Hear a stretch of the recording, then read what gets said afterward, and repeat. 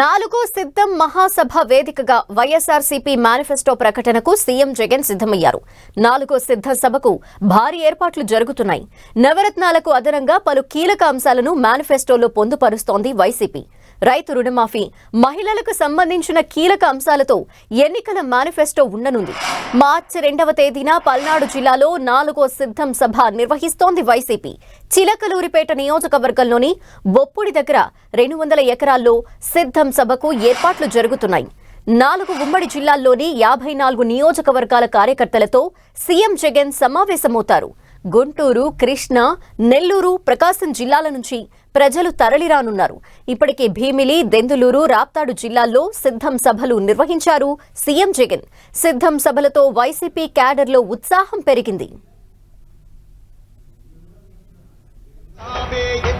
అయినా అదరని ధైర్యంలా లక్ష్యం మరువక